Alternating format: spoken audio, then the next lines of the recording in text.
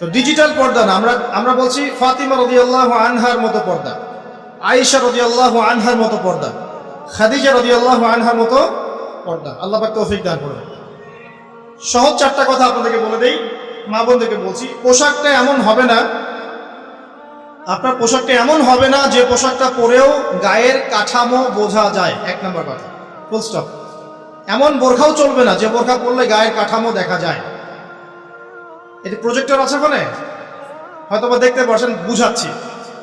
এই যে আমার জামার হাতা দেখতে পাচ্ছেন, আমার হাত কতটুকু মোটা আপনি কি বুঝতে পারছেন? আমার মাসল কি বুঝতে পারছেন কত চওড়া? 4 প্যাক না 6 প্যাক? আচ্ছা, এটা কোনো প্যাকই না অবশ্য। আচ্ছা, তো এখন এটা ঠিক আছে পর্দা। এটা যদি আপনার অন্য কোনো অঙ্গ প্রত্যঙ্গ হয় একই হুকুম। প্রতিটার ক্ষেত্রে কি একই হুকুম। হাতের ক্ষেত্রেও যেমন হুকুম, অন্য সমস্ত অঙ্গ প্রত্যঙ্গের ক্ষেত্রে কি একই হুকুম। বুঝতে পারছি? আর ভেঙে বলার দরকার আছে? আচ্ছা, এখন যদি এই কাপড়টা এমন হয় যে কাপড় পরেও আমার হাতের কাঠামোটা এভাবে বোঝা যাচ্ছে, দেখেন এখন বোঝা যাচ্ছে যে আমার হাত কতটুকু মোটা কতটুকু পাতলা, এই পর্দা চলবে না, এই বোরখা চলবে না। এটা এক নাম্বার। 2 নাম্বার কি? 2 নাম্বার হচ্ছে কাপড়টা এত পাতলা হবে না যেটা পরেও বাইরে থেকে ভিতরের অঙ্গ দেখা যাচ্ছে। ঠিক আছে? একটু দেখেন, আমার এই জামা দিয়ে কি ভিতর থেকে বাইরে থেকে দেখা যাচ্ছে যে আমার হাতের রং কেমন? এটা ঠিক আছে। যদি কাপড়টা এমন হতো যে বাহির থেকেই ভিতরের অঙ্গ দেখা যাচ্ছে, তাহলে এটা পর্দা হতো না। 2 নম্বর পয়েন্ট কি তাহলে?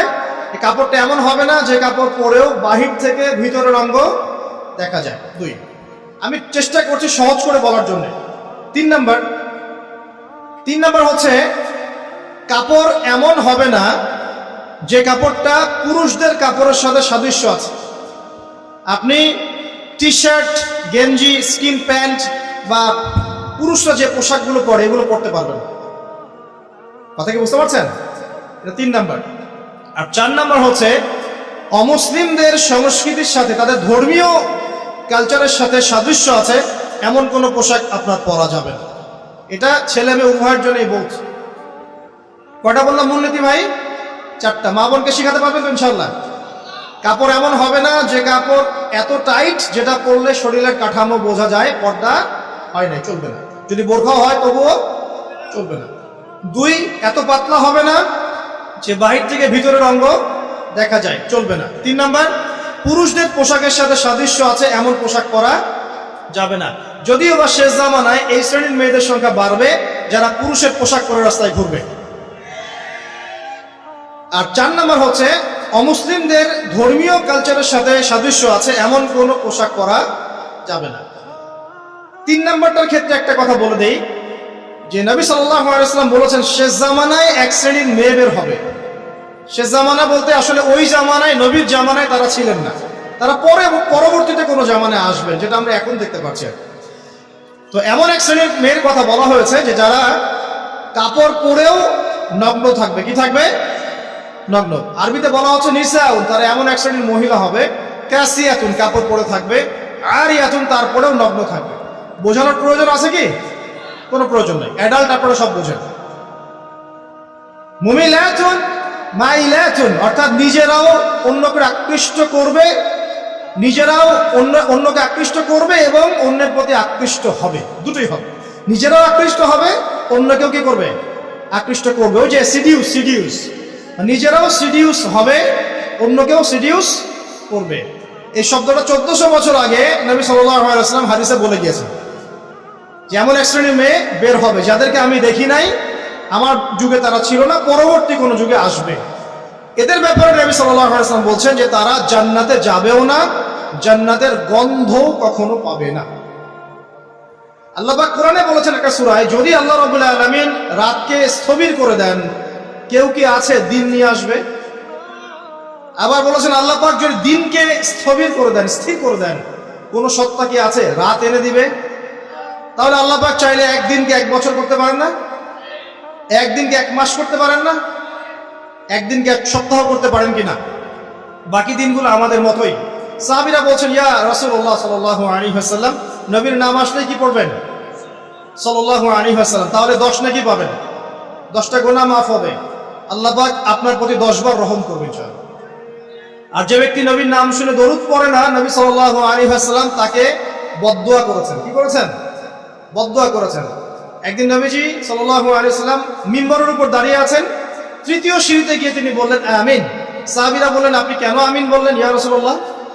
তখন নবীজি বললেন, তৃতীয় সিঁড়িতে আমি যখন ছিলাম তখন জিবরাইল আলাইহিস সালাম এসে আমাকে বলেছেন, হে মুহাম্মদ, সেই ব্যক্তি ধ্বংস হোক যার সামনে আপনার নাম উচ্চারিত হয়েছে কিন্তু সে আপনার নাম শুনেও দরুদ পড়ে নাই। তাহলে আমরা রাসূলুল্লাহ সাল্লাল্লাহু আলাইহি ওয়াসাল্লামের নাম শুনে দরুদ পড়বো কিনা? না পড়লে কি হবে? না পড়লে রাসূল সাল্লাল্লাহু আলাইহি ওয়াসাল্লামের বদদুয়া পেতে হবে। আচ্ছা, একটা প্রশ্ন এখানে থ্রো করে সামনে যাই, যে যদি রাসূল সাল্লাল্লাহু আলাইহি ওয়াসাল্লামের নাম শুনে দরুদ না পড়লেই এই শাস্তি হয়, অভিশাপ পেতে হয়, তাহলে আমরা যারা সারা জীবন রাসূলের সুন্নতের খেলাফ চললাম তাদের কি হবে বলেন? শুধু রাসূলের নাম শুনে যদি কেউ দরুদ না পড়ে তাহলেই রাসূল সাল্লাল্লাহু আলাইহি ওয়াসাল্লাম বলছেন সে ধ্বংস হোক। তাহলে যে ব্যক্তি সারা জীবন, আমরা এখন দাঁড়িয়ে রাখতে পারলাম না, সুন্নতি লেবাস চিনলাম না, টাকটুর উপরে কাপড় উঠাতে পারলাম না, আমরা রাসূলের মতো সুন্নত পদ্ধতিতে নামাজ পড়তে পারলাম না, কোরআন তেলাওয়াত করা শিখলাম না, তাসবিহ তাহলিল করতে পারলাম না, পর্দা করলাম না, রাসূলের আদর্শ নিজের ভিতরে ধারণ করলাম না, পরিবারের রাসূলের আদর্শ প্রতিষ্ঠা করলাম না, সমাজে প্রতিষ্ঠার কোনো চেষ্টা করলাম না, রাষ্ট্রে প্রতিষ্ঠার কোনো চেষ্টা করলাম না, আমাদের কি হবে? এটা বোঝার জন্য কি পিএইচডি ডিগ্রি করার দরকার আছে? বুঝতে পারছি না কি হবে। যেমন একটা আয়াত আছে কোরআনে, সূরা বাকারার 279 থেকে 84 পর্যন্ত দেখবেন। একটা আয়াতে আল্লাহ পাক বলছেন, ইয়া আইয়ুহাল্লাযীনা আমানু, হে মুমিনগণ। মুমিন কারা? আমরা তো মুমিন নাকি? মুমিন কারা? কি আমরা মুমিন না? কনফিউশন আছে? মুমিন কারা? যারা 6টা পিলারে বিশ্বাস করে। কয়টা পিলার? 1 নম্বর আল্লাহ বিশ্বাস করে না দেখেই। 2 নম্বর আল্লাহ পাকের ফেরেশতা মণ্ডলীর প্রতি বিশ্বাস করে না দেখেই। 3 নম্বর আল্লাহ পাকের সমস্ত আসমানি কিতাবে বিশ্বাস করে না দেখেই। 4 নম্বর আল্লাহ পাকের প্রেরিত রাসূলগণের প্রতি বিশ্বাস করে না দেখেই। আমরা কি নবীজিকে দেখেছি? দেখি নাই। সাহাবীরা দেখেছেন। যে ব্যক্তি পরকালে বিশ্বাস করে না দেখেই, এবং তাকদীর বা ভাগ্যের ভালো মন্দে বিশ্বাস করে না দেখেই। এই 6টা পিলারে যে ব্যক্তি মনে বিশ্বাস করে, মুখে স্বীকৃতি দেয় এবং কাজেও বাস্তবায়ন করে তাকে বলা হয় মুমিন। শুধু মুখে বলে, কাজের কোনো ফিকির নাই, মুমিন বলা যাবে? নামাজ পড়তে হয় জানে, এতটুকুই, নামাজ জীবনে পড়ার তৌফিক হলো না, পড়লো না, তাকে কি আপনি মুমিন বলবেন? আচ্ছা, তো আমরা যদি মুমিন হই, আমাদেরকে আল্লাহ পাক বলছেন, কি বলছেন? ইত্তাকুল্লাহ, তোমরা আল্লাহকে ভয় করো, তোমরা আল্লাহকে ভয় করো। ওয়াযারু মা বাকিয়া মিনার রিবা, এবং সুদের অবশিষ্ট অংশগুলো ছেড়ে দাও। ইন কুনতুম মুমিনিন, যদি প্রকৃত অর্থেই তোমরা মুমিন হয়ে থাকো।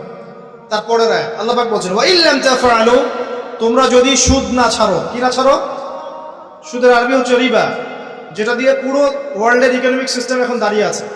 তোমরা যদি সুদ না ছাড়ো তাহলে কি হবে? ফাআযানু বিহারবিন মিনাল্লাহি ওয়া রাসূলিহি, তাহলে আল্লাহ এবং তার রাসূলের বিরুদ্ধে যুদ্ধের ঘোষণা শুনে রাখো। এখন আমাকে বলেন, মুমিন ব্যক্তি যদি, মুমিন হোক আর কাফের হোক আর যেই হোক, সে যদি আল্লাহ এবং তার রাসূলের সাথে যুদ্ধ করে, সে কি পরকালে নাজাত পাবে? মুসলিম হয়ে কালিমা পড়ে সুদ খেয়ে যদি আল্লাহ এবং তার রাসূলের সাথে যুদ্ধ করে, সে কি কবরে প্রশ্নের উত্তর দিতে পারবে? সে হাউজে কাউসারের পানি পাবে? সে নবী সাল্লাল্লাহু আলাইহি ওয়াসাল্লামের সুপারিশ পাবে? এতটুকু বোঝার জন্য কি আমার পিএইচডি করার দরকার আছে? ঠিক একই কথা, যদি আমরা নবীর নাম শুনে দরুদই না পড়লাম তাহলেই ধ্বংসের কথা বলা হচ্ছে। আর সারা জীবন যদি আমরা রাসূল সাল্লাল্লাহু আলাইহি ওয়াসাল্লামের আদর্শের খেলাফ চলি, তাহলে কি আমাদের পরকালটা শুভ হবে? কি মনে হয়? অতএব আজকের প্রথম নসিহত অনেক হবে ইনশাআল্লাহ। জীবনের প্রতিটা ডিপার্টমেন্ট, আপনার ইবাদত, পরিবার, সমাজ এবং অন্যান্য সেক্টরগুলো, বিশেষ করে অর্থনৈতিক সেক্টরটা রাসূলুল্লাহ সাল্লাল্লাহু আলাইহি ওয়াসাল্লামের আদর্শে ঢেলে সাজানোর চেষ্টা করেন। আল্লাহ পাক তৌফিক দান করুন। পারা যাবে ইনশাআল্লাহ? যাদের দাড়ি নাই রাখবেন তো আজকে ইনশাআল্লাহ? টাকনুর উপরে কাপড় উঠবে ইনশাআল্লাহ?